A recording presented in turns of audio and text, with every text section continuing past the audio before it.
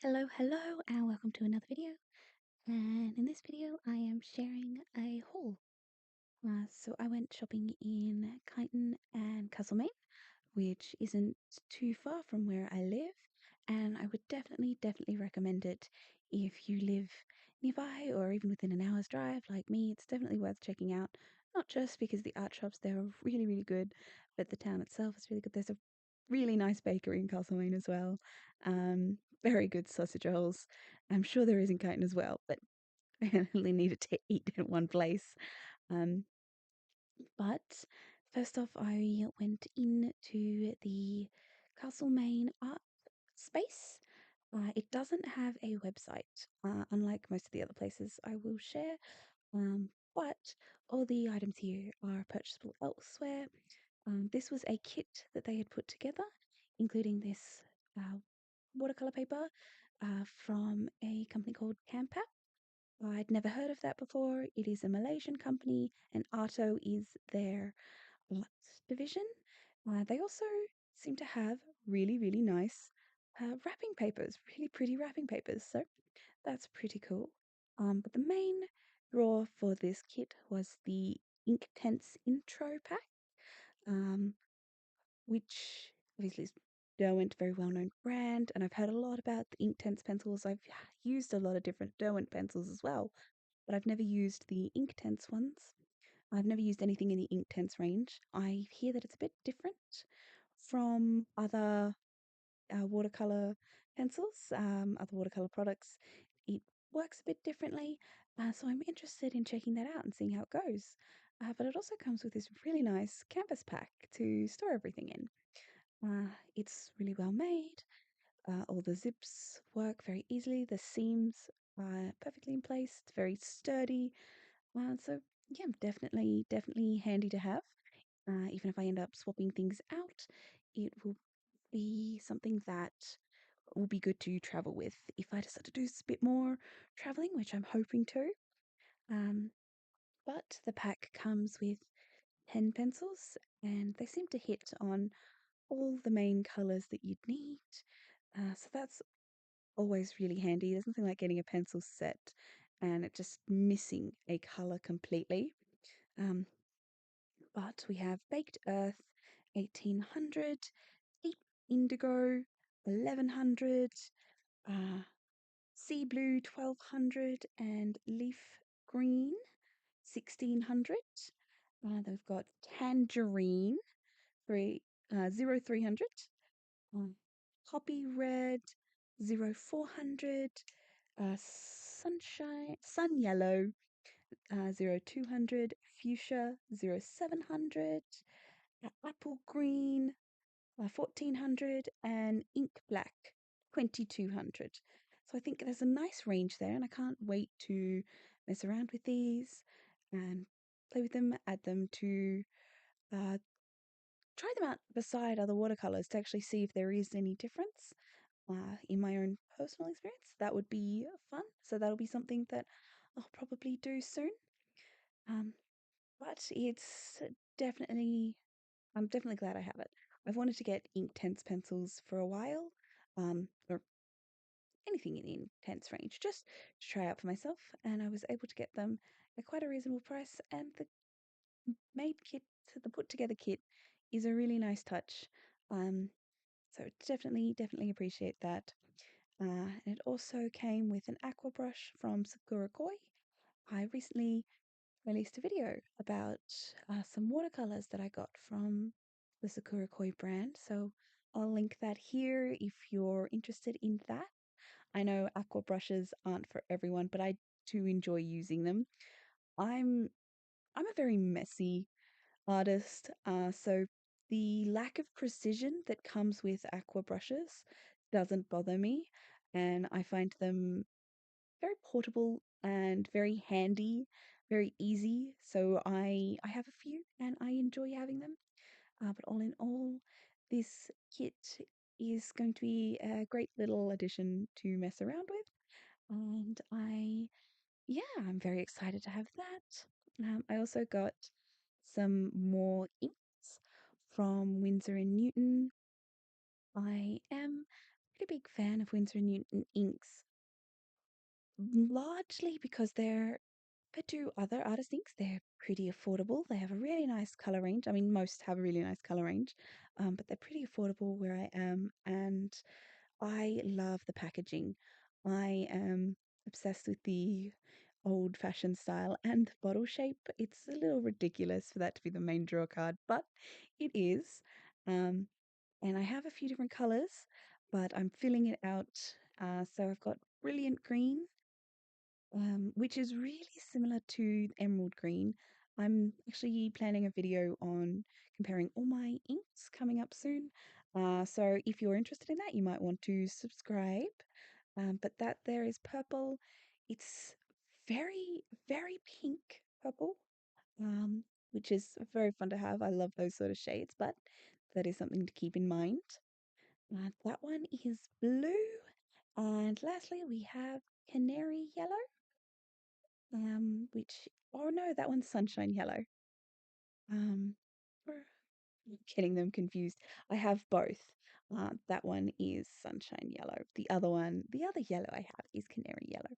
But this one came with sort of sediments in it at the bottom. That's not a problem I've had before with any other ink.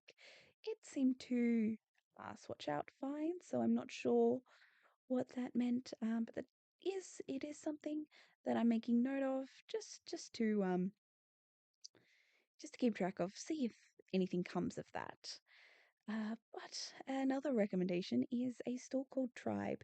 It has a lot of different knick-knacky things, as you can see, stamps, stickers, postcards. There's also work from artists, but there is also wool, socks, other different gift items. There's a whole range of things.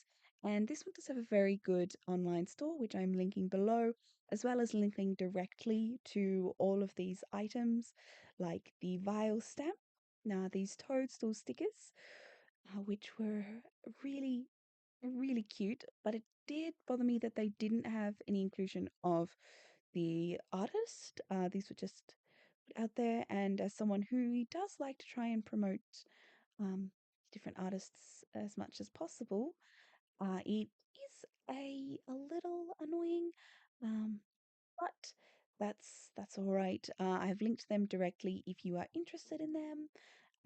I also got this box sticker. They had a few different varieties. That is a Japanese brand. The one thing to note about these stickers is they're very transparent. So you want to stick them on a pale background if you want to get the true color to come through. Anything too dark and it washes it all out, um, which can be a little annoying depending on what you're planning on using the stickers for. But they're still quite cute stickers. Again, these ones will be linked below, and there are a few different varieties to have a look at in the link. Same with the postcards that I got. So these are from Remo cards. Remo, sorry. And they're vintage style or vintage inspired. Yeah, that's what I'm vintage inspired postcards. They look pretty fun. Again, gonna use them in sort of like crafting things more than their traditional purpose of being sent. Um, but they are pretty nice, and they're even then they have some fungi in there as well. So you can see I'm a bit drawn to mushrooms at the moment, which only I think will only grow the more I show from what I've got. But there were these postcards are the only ones that I couldn't find on the website. I couldn't link to them directly, but they are from a set Botanicum, curated by Katie Scott and Kathy Willis. I have found these elsewhere. I couldn't find them at Tribe, so I've linked where I found them, but they're really pretty, sort of almost like terrarium style images. And obviously that one has some more fungus. And I got this really, really beautiful art piece from an artist, Hannakin. Um, linked that down below as well as a few other of her socials. And it's so cute and also mushroom inspired. I don't know where that came from. I just really like mushrooms at the moment, I guess. But I love that art style and 10 out of 10 recommend. I also got these, what do they got again? They're monograms? Yes, monoprints. Um, yeah, also, I think they're really, really pretty. There's a whole heap. There's so many of them. Again, they are linked. Um, but yeah, that's definitely something I want to look into seeing if I can do something like that. Um, but next off, we are in Kyneton, and from a gallery called the Old Auction House. It also sells art supplies, but I brought a few of these. Now, their website doesn't have direct links, but I've tried to include. So, artist was John Daniels, so I've included a link to his work. It's painted on a gumleaf, and it is an Australian magpie. It's really, really beautifully done. I'm not taking it out of the packaging because I'm worried that the leaf will be easily breakable. I'm not sure what they've coated it in to protect it, but most of the time gum leaves are very fragile once they've dried. Um, but I also brought this card from Nadia Kliendanze, and it's really beautiful. They were displaying a lot of her art there when I went, and they had some of her art on cards, which is much more at my level of affordability.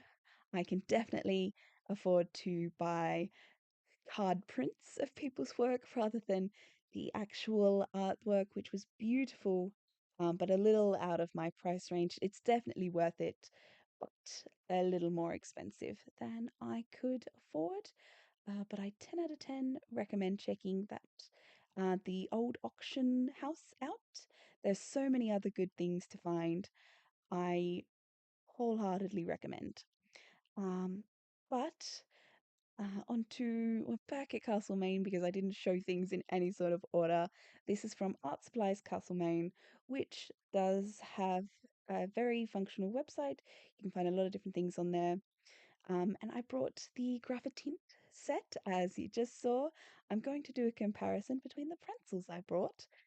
Again, that'll be coming out at some point soon. I'm hoping to try and be on a bit more of a strict schedule. I've been very sporadic with my posting, and I'm hoping to get back and do some more of that. But I brought a watercolor pad from Clairefontaine Goldline Aquapad. It is made in France, as is the Rhodia Touch notepad. It's made in France from a company that started in Lyon. This is the calligrapher's. I'm looking forward to Inktober. I've got some ink. I want to try some calligraphy style, or not trying some calligraphy, yes, but also some calligraphy style art. I have lots of different dip pens and pen nibs, and I'm not using them, so that's my test is to force myself to try those different items. And I thought if I want to try, different calligraphy techniques, here's a calligraphy book I've just sort of stumbled across. So why not give it a go in this book? I had never heard of Rhodia before, but it seems to be quite a large brand. They've got a lot of different papers and whatnot they create. Like I said, made in France. It's from a company started in Lyon.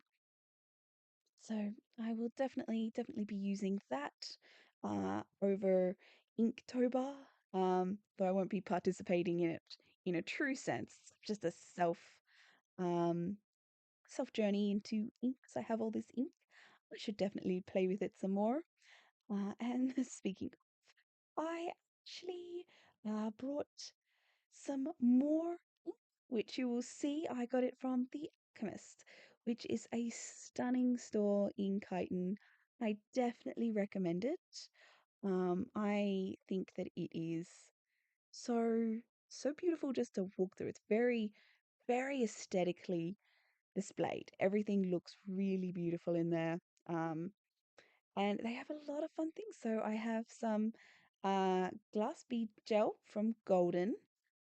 and I can't wait to try it out. They had everything lined out so you could see what the different pastes actually looked like on a piece of card, which was really cool. A lot of places don't show you that, so you're sort of left guessing.